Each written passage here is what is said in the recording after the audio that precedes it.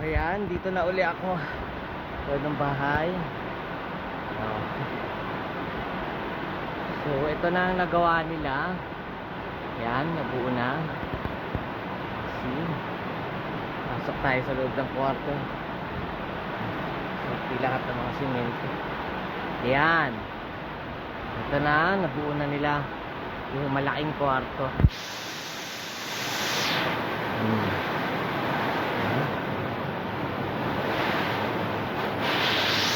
Nabuo na nila yung sa wall.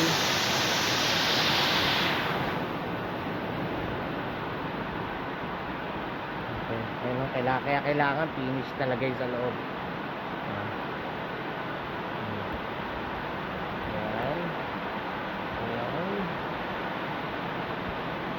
Punta tayo sa kabila. Okay, ito naman yung kabila. Ayan, wall. Ayan. Ito. Okay. Doon na yung wall ng dalawang kwarto.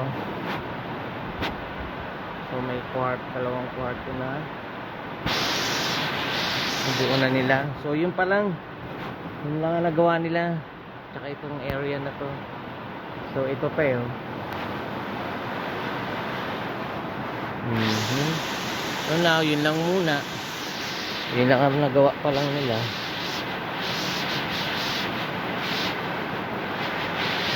Ayan, asang ulan. Asang ulan, lumusong na ako. So ano, uwi na agad kami.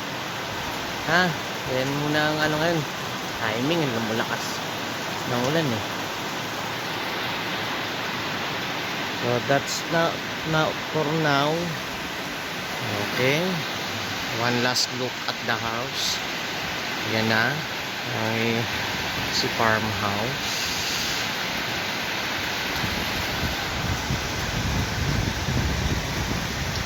Bas yan, wala na, mabasa naman na ako. Ayan, dito ako sa labas ngayon, tapaulan.